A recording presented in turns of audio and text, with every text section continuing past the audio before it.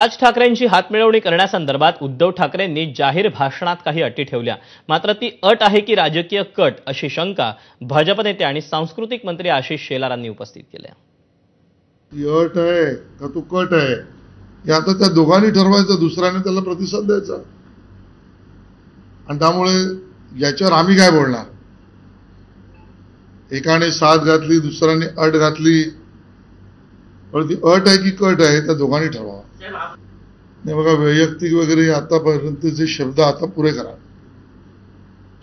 माझ्या दृष्टीने माझे वैयक्तिक मित्र वगैरे होते, तो विषय संपला। राजकीय विषयावर मी राजकीय भाष्य एवढंच करीन। त्या दोघांचा प्रश्न आहे, ते दोन पक्ष आहेत, त्यांनी ठरवावं। बातमी आहे दोन सख्या मित्रांमध्ये अचानक आलेल्या दुराव्याची। मनसे अध्यक्ष राज ठाकरे आणि भाजपचे नेते आशिष शेलार हे एकमेकांचे पक्के मित्र म्हणून ओळखले जातात, पण आता याच मैत्रीमध्ये दुरावा आल्याचंही समोर आलं। राज ठाकरे आणि उद्धव ठाकरे यांच्या एकत्र येण्याबाबतच्या बातमीवर जेव्हा आशिष शेलारांना प्रश्न विचारण्यात आला, तेव्हा शेलारांनी वैयक्तिक मित्र वगैरे संपला असं म्हणत आपली भूमिका जाहीर केली।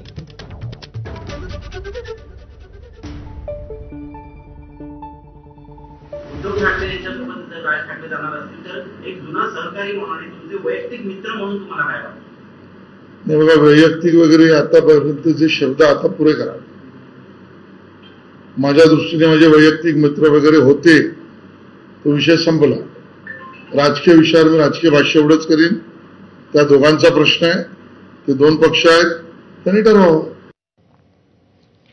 राज ठाकरे आणि आशिष शेलार यांच्या मैत्रीतील दुराव्याला सुरुवात झाली ती एका वक्तव्यानं। राज ठाकरेंनी मनसैनिकांना संबोधित करताना एक वक्तव्य केलं। यानंतर या मैत्रीत वादाची पहिली ठिणगी पडली। त्याला आशिष शेलारांनी प्रत्युत्तर देऊन तो विस्तव भडकला आणि या विस्तवात पेट्रोल ओतण्याचं काम केलं ते संदीप देशपांडेंच्या विडंबनात्मक कवितेनं। पाहूया।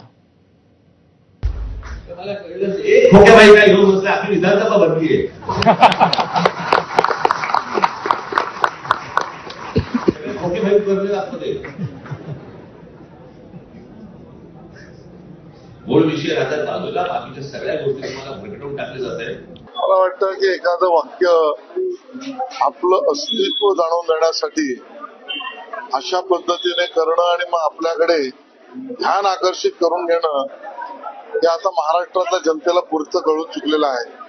महाराष्ट्राच्या विधानसभेमध्ये निवडून दिलेले, जनतेच्या समर्थनार्थ त्यांनी काम केलं, अशांना लोकांनी निवडून दिलेलं आहे। कुठल्याही पक्षाचा असेल, जे निवडून येता येत नाही, ज्यांना लोक निवडून देत नाही, ते विधानसभेत जाता विधान करण्याच्या कार्यक्रमात बसतात। लागली बत्ती पार्श्वभागाला की येतो शिवतीर्थावर चहा प्यायला। बँड्रातनं निवडून येण्यासाठी येतो पाठिंब्याची भीक मागायला। मुखवटा घालून फिरतो मीच तुमचा मित्र खरा, पण कपटी मित्रापेक्षा दिलदार शत्रूच बरा। स्वतःला समजतो मुंबईचा मामा शेलार, पण सगळ्या मुंबईला माहितीये की हाच आहे मुंबईचा आशिष जोलार, आशिष जोलार, आशिष जोलार।